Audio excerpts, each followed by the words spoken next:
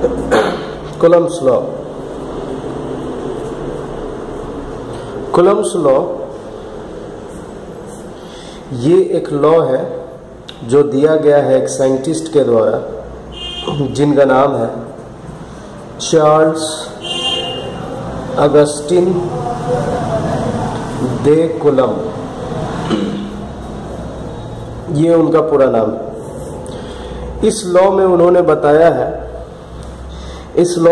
बताया है कि जैसे मान लीजिए कोई एक चार्ज है Q1, दूसरा चार्ज है Q2 और दोनों के बीच की दूरी R है, तो हमें पता है कि दो चार्ज एक दूसरे पे इलेक्ट्रोस्टैटिक फोर्स लगाता है। तो ये जो electrostatic force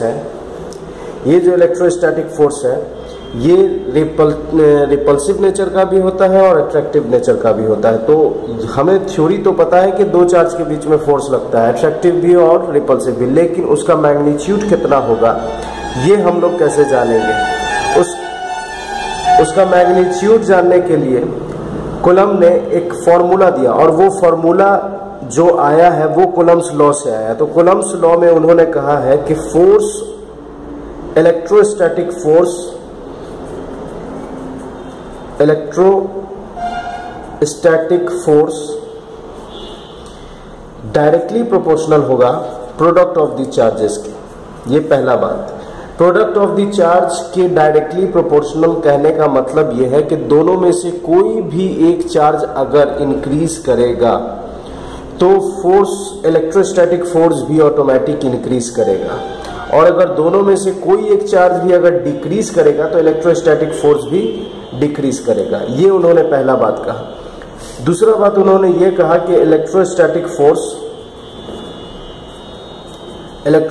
force is inversely proportional to square of their separation. Inversely proportional है इस सेपरेशन का, है ना। मतलब ये हुआ कि अगर दोनों के बीच की दूरी जितना बढ़ेगा उतना ही फोर्स घटेगा, और जितना ही दूरी घटेगा उतना ही फोर्स बढ़ेगा। ये दूसरा बात उन्होंने दिया।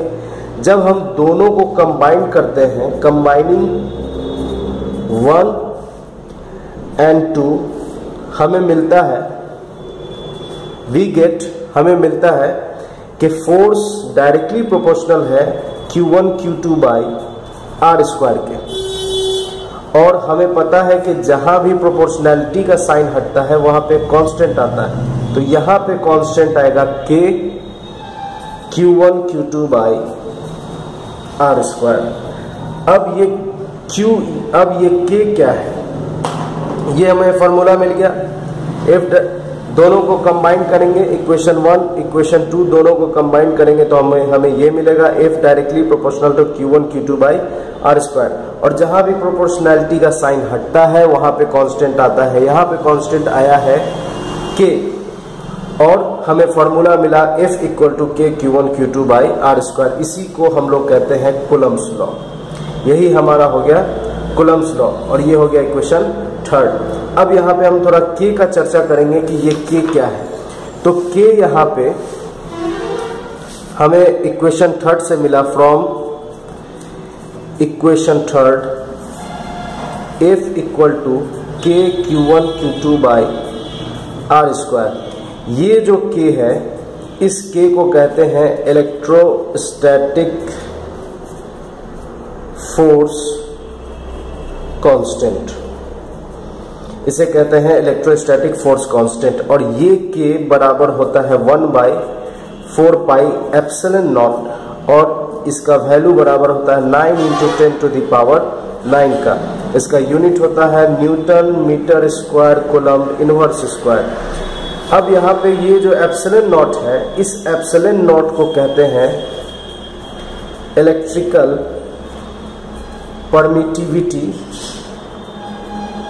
Permittivity of free space.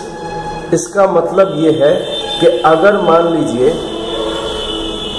कोई चार्ज Q1 है, दूसरा चार्ज Q2 है, और दोनों के बीच मीडियम कैसा है, ये मीडियम कैसा है, अगर ये एयर है या फिर ये वैक्यूम है, तो हम जब फॉर्मूला दोनों के बीच जो फोर्स लग रहा है उस फोर्स के लिए जो फॉर्मूला लिखेंगे तो वो फॉर्मूला होगा 1/4 pi epsilon not.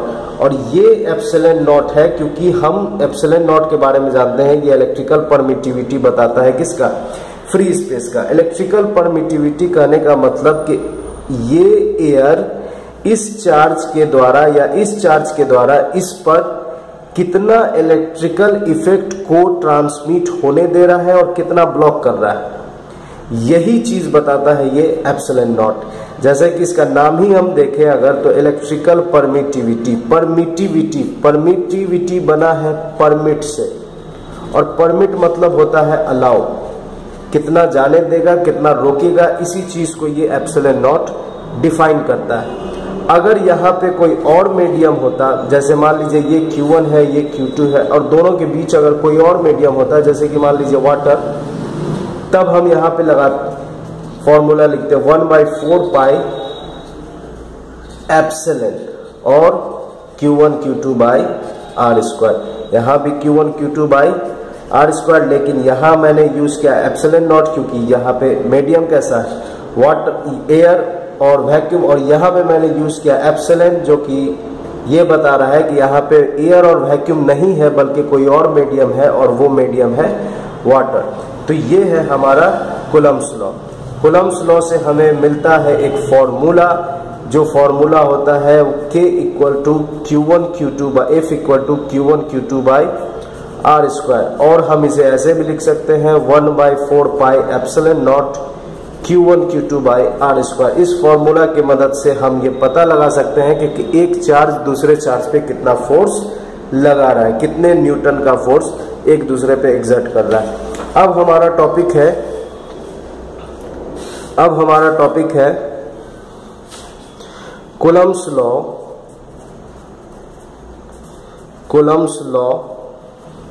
In vector form. अब हमारा टॉपिक है Coulomb's law in vector form. तो कूलम्ब्स लॉ को वेक्टर फॉर्म में लिखने के लिए हम सबसे पहले एक कोऑर्डिनेट ड्रॉ करेंगे। ये कोऑर्डिनेट हो गया जिसमें ये एक्स एक्सिस है और ये वाई एक्सिस है, ठीक। जब ये एक्स एक्सिस है तो यहाँ पे हम एक चार्ज रखते हैं, मान लीजिए ये चार्ज है Q1। इस चार्ज का इस ओरिजिन से जो दूरी होगा जिसे हम लोग पोजीशन वेक्टर कहते हैं, इसका पोजीशन वेक्टर है R1 वेक्टर। इस पॉइंट का भी नाम दे देते हैं हम, इस पॉइंट का नाम दे देते हैं A। यहाँ कोई दूसरा चार्ज है जो Q2 है और वेक्टर ये ड्रॉ करते हैं, और इसका जो पोजीशन वेक्टर है वो R2 वेक्टर। अब यहाँ से यहाँ हम एक डिस्प्लेसमेंट वेक्टर ड्रॉ करते हैं। अगर हम 1 से 2 की तरफ जाएंगे तो इसे लिखेंगे R12 वेक्टर, ठीक। अब हम अगर Q1 Q2 पे फोर्स लगाता है तो ये डायरेक्शन होगा, और हम लिखेंगे F12, इसका मतलब हुआ फोर्स ऑन, सॉरी इसको 21 लिखेंगे, 21 इसका मतलब हुआ फोर्स ऑन 2 ड्यू टू 1, और अगर 2 1 पे लगाएगा तो ये हो जाएगा इस तरफ, और हम इसे लिखेंगे F12, इसका मतलब ये हुआ फोर्स ऑन 1 ड्यू टू 2। इसे हम यहाँ स्टेटमेंट में लिख सकते हैं, in the given figure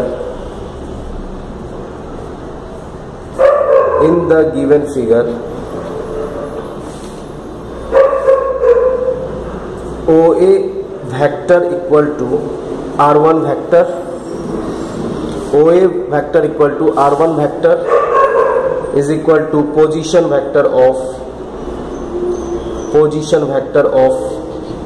Q1।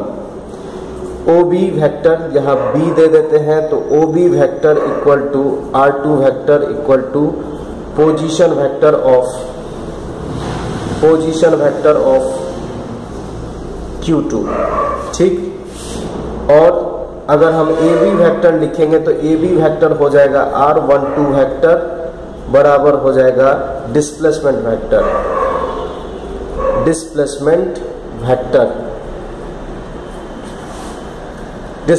Vector. और अगर हम BA वेक्टर लिखते हैं तो ये भी होगा, ये हो जाएगा R21 वेक्टर, और ये भी होगा डिस्प्लेसमेंट वेक्टर, लेकिन दोनों में डायरेक्शन अलग अलग है। ए बी में R12 मतलब 1 ए से बी की तरफ जाया जा रहा है, बी ए वेक्टर में बी से ए की तरफ जाया जा रहा है। तो हम ए बी वेक्टर को R12 वेक्टर को हम लिख सकते हैं R2 vector minus R1 vector. उसी तरीके से बी ए वेक्टर को भी हम लिख सकते हैं R21 vector equal to R1 vector minus R2 vector, ठीक। और R12 कैप ये यूनिट वेक्टर है जो कि ए बी वेक्टर के डायरेक्शन को दिखा रहा है। तो हमें पता है कि यूनिट वेक्टर बराबर होता है vector R12 vector by magnitude modulus of R12 vector. उसी तरीके से R21 वेक्टर इक्वल टू हो जाएगा R21 vector by mod R21 vector. अब हम यहाँ पे F21 फोर्स निकालते हैं। F21 फोर्स जो है वो है force on Q2 due to Q1, और F12 वेक्टर है force on Q1 due to Q2, ठीक। अब हम यहाँ पे F21 अगर निकालते हैं तो F21 वेक्टर निकालने के लिए हम लिखेंगे K Q1 Q2 बाई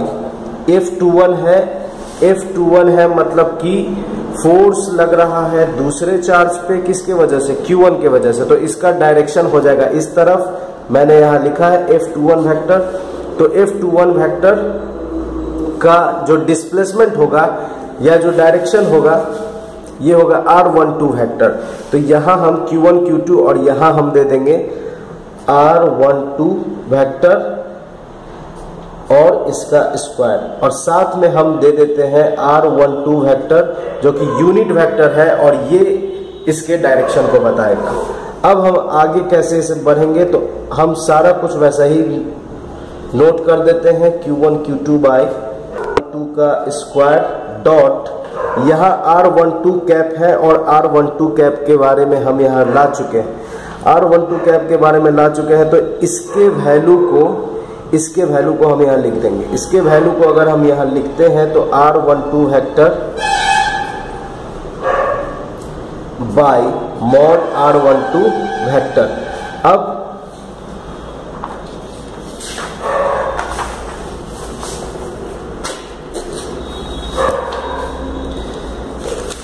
अब इसके आगे बढ़ते हैं।